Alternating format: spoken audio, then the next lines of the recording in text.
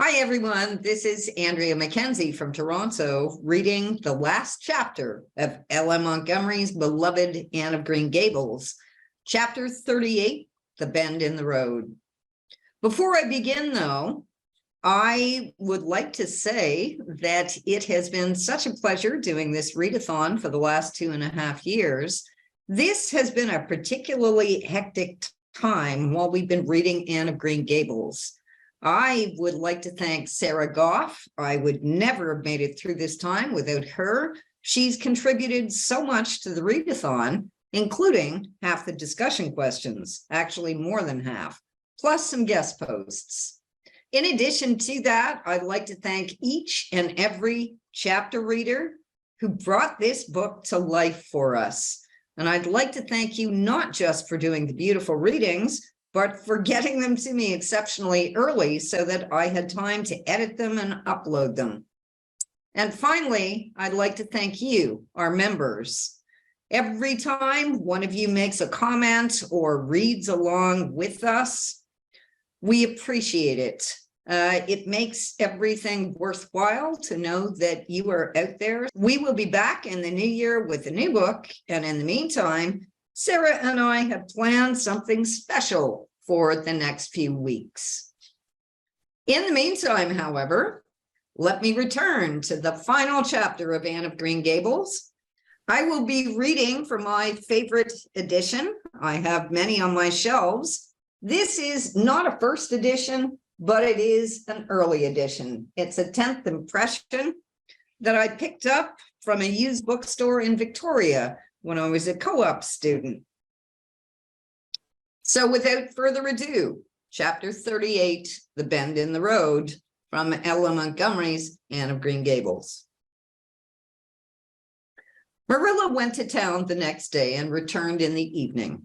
Anne had gone over to Orchard Slope with Diana and came back to find Marilla in the kitchen, sitting by the table with her head leaning on her hand.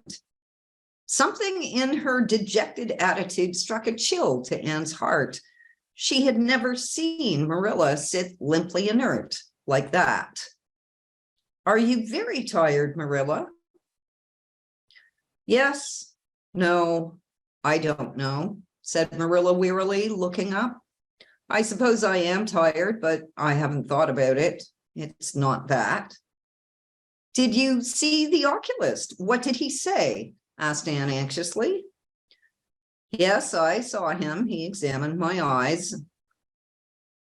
He says that if I give up all reading and sewing entirely and any kind of work that strains the eyes, and if I'm careful not to cry, and if I wear the glasses he's given me, he thinks my eyes may not get any worse and my headaches will be cured. But if I don't, he says I'll certainly be stone blind in 6 months. Blind! Anne, just think of it.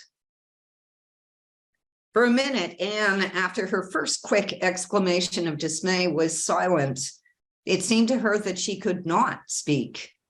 Then she said bravely, but with a catch in her voice, "Marilla, don't think of it. You know he has given you hope. If you are careful, you won't lose your sight altogether. And if his glasses cure your headaches, it will be a great thing." "I don't call it much hope," said Marilla bitterly. "What am I to live for if I can't read or sew or do anything like that? I might as well be blind or dead. And as for crying, I can't help that when I get lonesome. But there, it's no good talking about it. If you'll get me a cup of tea, I'll be thankful. I'm about done out. Don't say anything about this to anyone for a spell yet, anyway. I can't bear that folks should come here to question and sympathize and talk about it." When Marilla had eaten her lunch, Anne persuaded her to go to bed. Then Anne went herself to the east gable and sat down by her window in the darkness, alone with her tears and her heaviness of heart. How sadly things had changed since she had sat there the night after coming home. Then she had been full of hope and joy, and the future had looked rosy with promise. Anne felt as if she had lived years since then, but before she went to bed, there was a smile on her lips and peace in her heart. She had looked her duty courageously in the face and found it a friend, as duty ever is when we meet it frankly.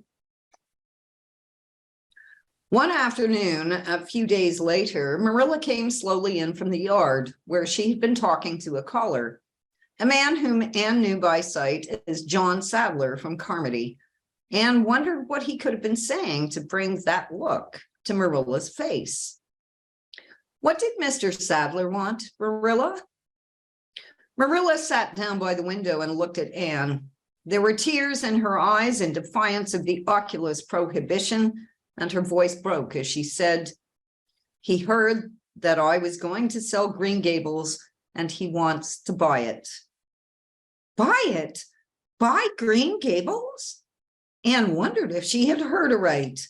Oh, Marilla, you don't mean to sell Green Gables. Anne, I don't know what else is to be done.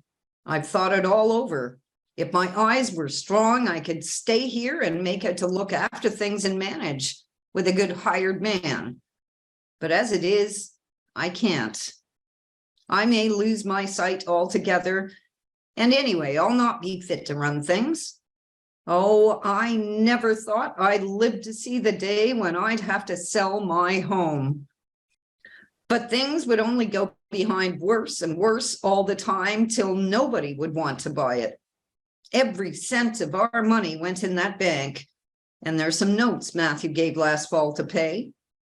Mrs. Lynde advises me to sell the farm and board somewhere. With her, I suppose. It won't bring much. It's small and the buildings are old. But it'll be enough for me to live on, I reckon. I'm thankful you're provided for with that scholarship, Anne. I'm sorry you won't have a home to come to in your vacations, that's all. But I suppose you'll manage somehow. Marilla broke down and wept bitterly. You mustn't sell Green Gables, said Anne resolutely. Oh, Anne, I wish I didn't have to, but you can see for yourself. I can't stay here alone. I'd go crazy with trouble and loneliness, and my sight would go. I know it would. You won't have to stay here alone, Marilla. I'll be with you. I'm not going to Redmond. Not going to Redmond? Marilla lifted her worn face from her hands and looked at Anne. Why, what do you mean? Just what I say. I'm not going to take the scholarship. I decided so the night after you came home from town. You surely don't think I could leave you alone in your trouble, Marilla, after all you've done for me? I've been thinking and planning. Let me tell you my plans. Mr. Barry wants to rent the farm for next year, so you won't have any bother over that. And I'm going to teach. I've applied for the school here, but I don't expect to get it, for I understand the trustees have promised it to Gilbert Blythe. But I can have the Carmody School. Mr. Blair told me so last night at the store. Of course, that won't be quite as nice or convenient as if I had the Avonlea School, but I can board home and drive myself over to Carmody and back, in the warm weather at least. And even in winter, I can come home Fridays. We'll keep a horse for that. Oh, I have it all planned out, Marilla. And I'll read to you and keep you cheered up. You shan't be dull or lonesome, and we'll be real cozy and happy here together, you and I. Marilla had listened like a woman in a dream. Oh, Anne, I could get on real well if you were here, I know. But I can't let you sacrifice yourself so for me. It would be terrible. Nonsense, Anne laughed merrily. There is no sacrifice. Nothing could be worse than giving up Green Gables. Nothing could hurt me more. We must keep the dear old place. My mind is quite made up, Marilla. I'm not going to Redmond, and I am going to stay here and teach. Don't you worry about me a bit. But your ambitions, and I'm just as ambitious as ever, only I've changed the object of my ambitions. I'm going to be a good teacher, and I'm going to save your eyesight. Besides, I mean to study at home here and take a little college course all by myself. Oh, I've dozens of plans, Marilla. I've been thinking them out for a week. I shall give life here my best, and I believe it will give its best to me in return. When I left Queens, my future seemed to stretch out before me like a straight road. I thought I could see along it for many a milestone. Now, there is a bend in it.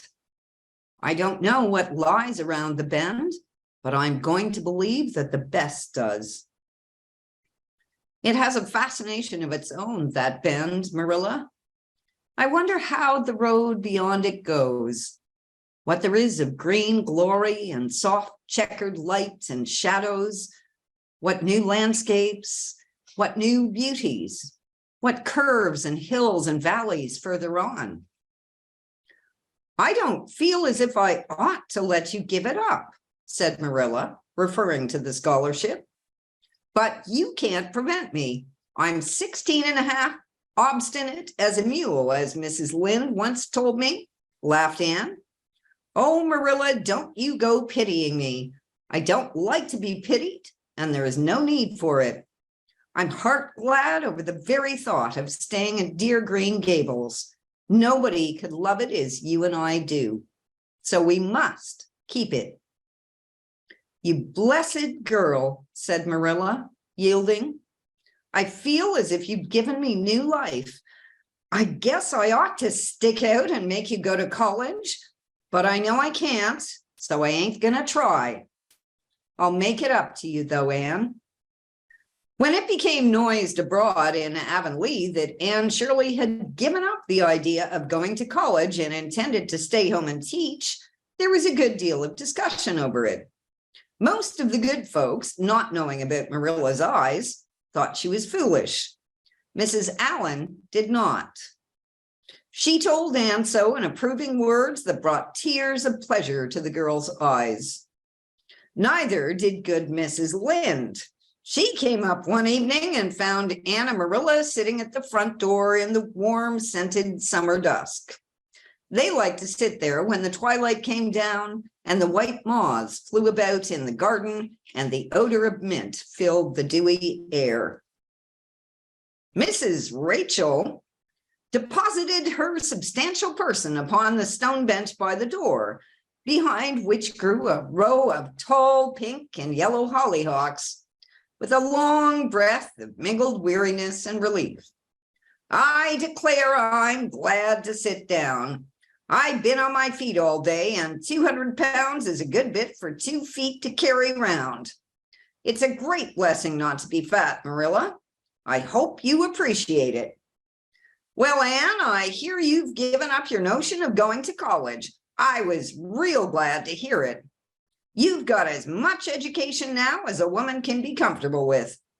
I don't believe in girls going to college with the men and cramming their heads full of Latin and Greek and all that nonsense. But I'm going to study Latin and Greek just the same, Mrs. Lynde, said Anne, laughing.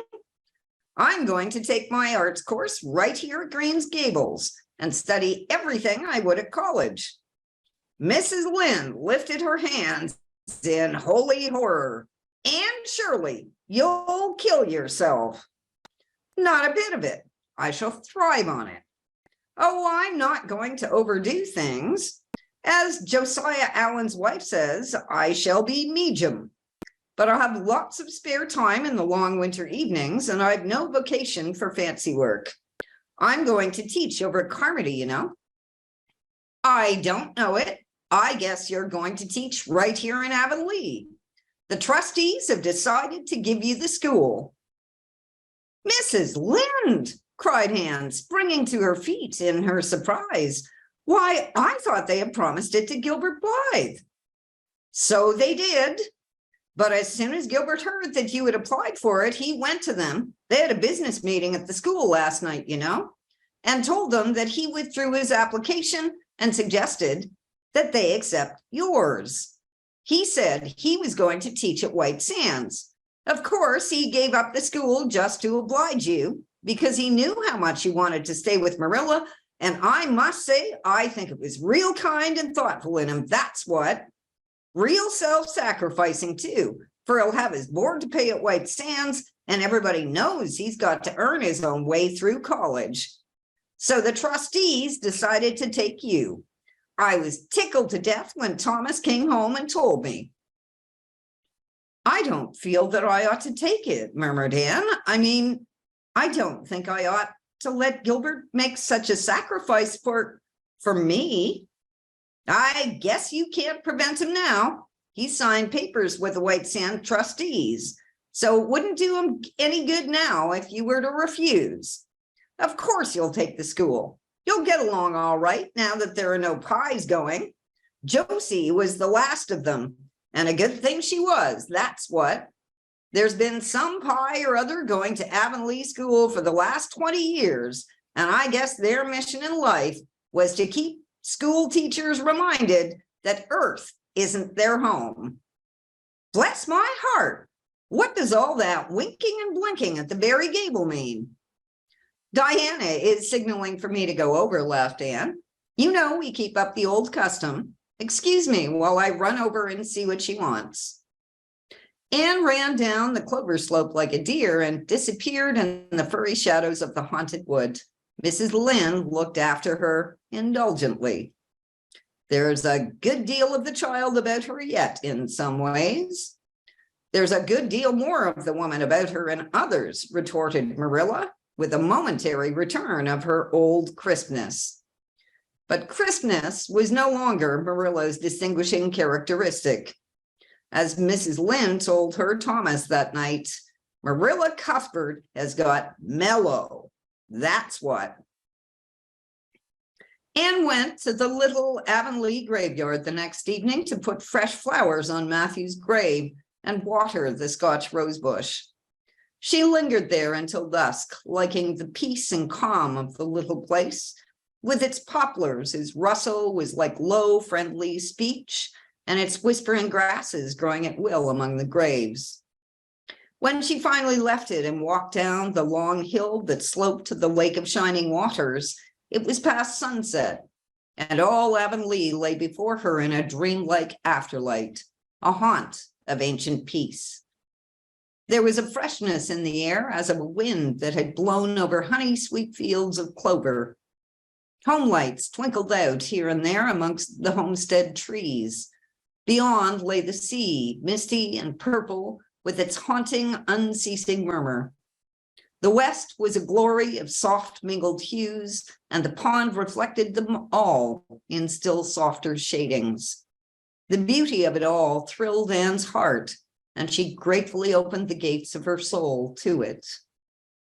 Dear old world, she murmured, you are very lovely, and I am glad to be alive in you. Halfway down the hill, a tall lad came whistling out of a gate before the Blythe homestead. It was Gilbert, and the whistle died on his lips as he recognized Anne. He lifted his cap courteously, but he would have passed on in silence if Anne had not stopped and held out her hand. Gilbert, she said with scarlet cheeks, I want to thank you for giving up the school for me. It was very good of you, and I want you to know that I appreciate it. Gilbert took the offered hand eagerly. It wasn't particularly good of me at all, Anne. I was pleased to be able to do you some small service. Are we going to be friends after this? Have you really forgiven me my old fault?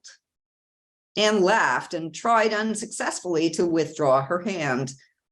I forgave you that day by the pond landing, although I didn't know it. What a stubborn little goose I was. I may as well make a complete confession. I've been sorry ever since. We are going to be the best of friends, said Gilbert jubilantly. We were born to be good friends, Anne. You've thwarted destiny long enough. I know we can help each other in many ways. You are going to keep up your studies, aren't you? So am I. Come, I'm going to walk home with you. Marilla looked curiously at Anne when the latter entered the kitchen. Who is that came up the lane with you, Anne? Gilbert Blythe, answered Anne, vexed to find herself blushing. I met him on Berry's Hill. I didn't think you and Gilbert Blythe were such good friends that you'd stand for half an hour at the gate talking to him, said Marilla with a dry smile. We haven't been. We've been good enemies, but we have decided that it will be much more sensible to be good friends in future. Were we really there half an hour? It seemed just a few minutes. But you see, we have 5 years lost conversations to catch up with, Marilla. Anne sat long at her window that night, companioned by a glad content. The wind purred softly in the cherry boughs, and the mint breaths came up to her. The stars twinkled over the pointed firs in the hollow, and Diana's light gleamed through the old gap. Anne's horizons had closed in since the night she had sat there after coming home from Queen's, but if the path set before her feet was to be narrow, she knew that flowers of quiet happiness would bloom along it. The joys of sincere work and worthy aspiration and congenial friendship were to be hers. Nothing could rob her of her birthright at fancy or her ideal world of dreams. And there was always the bend in the road. God's in his heaven, all's right with the world, whispered Anne softly. The end of Ellen Montgomery's Anne of Green Gables. Thank you for listening and see you soon. This is Andrea signing off.